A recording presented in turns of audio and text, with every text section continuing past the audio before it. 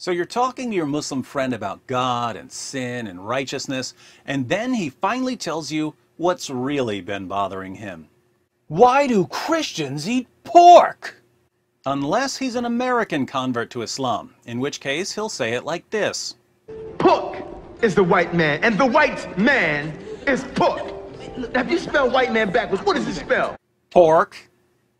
Now, when this topic comes up, you'll have an urge to start explaining the differences between the Old Covenant and the New Covenant, and to show your Muslim friend certain passages about dietary restrictions to help him understand what the Bible is saying to various groups.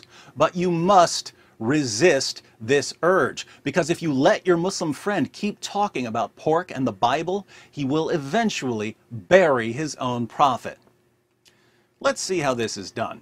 With us, as always, is everyone's favorite fake debater, Dr. Zakir Naik. Dr. Naik, could you show us how to bury your own prophet? I mean, could you tell us why we shouldn't eat pork? Bible says in the book of Leviticus, chapter number 11, verse number 7 and 8, that thou shalt not eat the flesh of swine, nor touch its carcass. It's unclean for you. He's dug the hole, ladies and gentlemen. If Zakir Naik were a truck, he'd be grave digger. Keep going, Dr. Naik. A similar message is given in the book of Deuteronomy, chapter number 14, verse number 8. Though the swine has cloven foot, and it chews not the cud, it is unclean for you. Dr. Naik has officially lowered Muhammad's body into a freshly dug grave. All that's left is to fill the hole with dirt. And Jesus Christ, peace be upon him, said in the Gospel of Matthew, chapter number 5, verse number 17 to 20, that think not that I have come to destroy the law of the prophets. I have come not to destroy but to fulfill. For anyone who breaks one of the least commandments shall be called least in the kingdom of heaven. And what does that mean, Dr. Naik? That means if you break one law, one jot or tittle from the Old Testament, you shall not enter Jannah. So long, Muhammad. You've officially been buried by Dr. Zakir Naik. How so? Well, Dr. Naik quoted Leviticus 11, verses 7 and 8. But what happens when we start at verse 1? The Lord said to Moses and Aaron, say to the Israelites, of all the animals that live on land, these are the ones you may eat. You may eat any animal that has a divided hoof and that chews the cud. There are some that only chew the cud or only have a divided hoof, but you must not eat them. The camel, though it chews the cud, does not have a divided hoof. It is ceremonially unclean for you. The hyrax, kind of rock badger, though it chews the cud, does not have a divided hoof. It is unclean for you. The rabbit, though it chews the cud, does not have a divided hoof. It is unclean for you. And the pig, though it has a divided hoof, does not chew the cud. It is unclean for you. You must not eat their meat or touch their carcasses. They are unclean for you. Notice, you must not eat their meat or touch their carcasses. They are unclean for you. The camel, the rock badger, the rabbit, and the pig. They're all unclean. Dr. Naik also quotes Deuteronomy 14, verse 8. But when we start at verse 6, we read, you may eat any animal that has a divided hoof and that chews the cud. However, of those that chew the cud or that have a divided hoof, you may not eat the camel, the rabbit, or the hyrax. Although they chew the cud, they do not have a divided hoof. They are ceremonially unclean for you. The pig is also unclean. Although it has a divided hoof, it does not chew the cud. You are not to eat their meat or touch their carcasses. So the same passages that say, don't eat pig meat, it's unclean, also say, don't eat camel meat, it's unclean, and don't eat rabbit meat, it's unclean. Why should this get every Muslim apologist's beard in a bunch? Sahih al-Bukhari, 2572. Narrated Anas, we provoked a rabbit at Mar al-Zahran till it started jumping, and the people ran after it but were exhausted.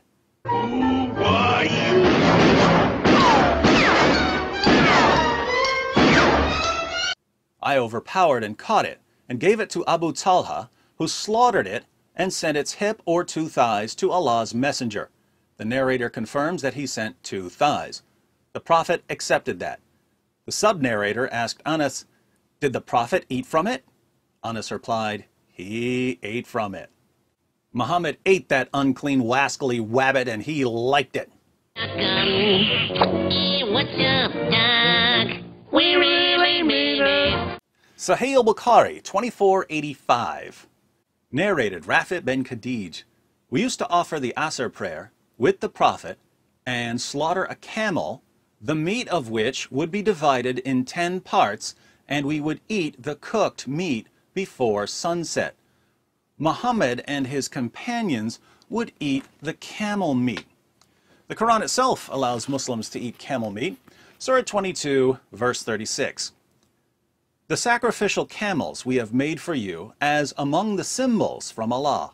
In them is much good for you. Then pronounce the name of Allah over them as they line up for sacrifice. When they are down on their sides after slaughter, eat ye thereof, and feed such as beg not but live in contentment, and such as beg with due humility. Thus we have made animals subject to you, that ye may be grateful." I actually have video footage of Muslims sacrificing a camel.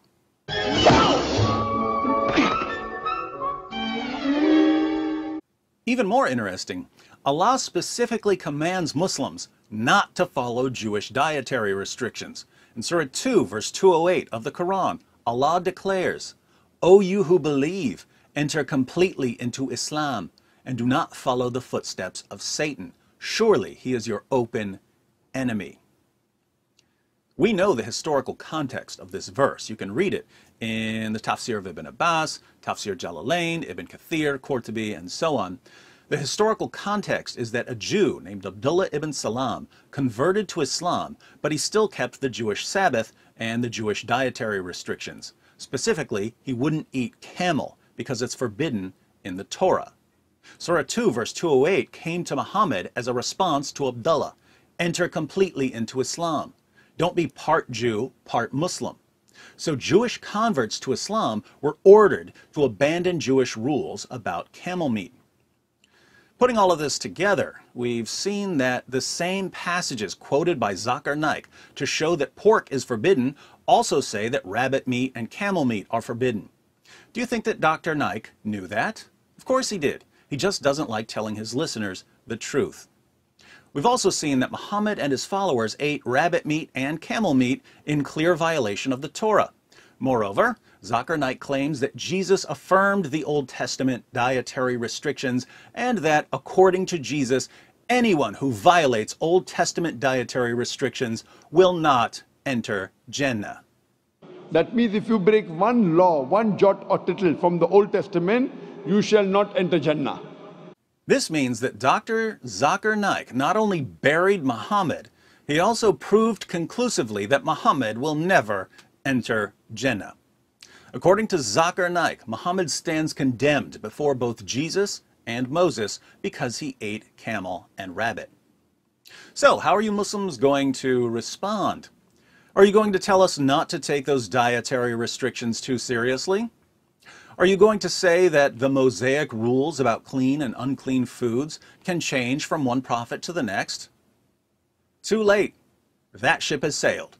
Your top apologists and scholars have spent years insisting that the dietary restrictions in Leviticus and Deuteronomy are permanent and binding. And by saying this, they've openly declared that Muhammad is permanently bound in hell.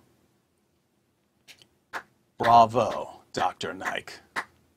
Bravo. That's all, folks.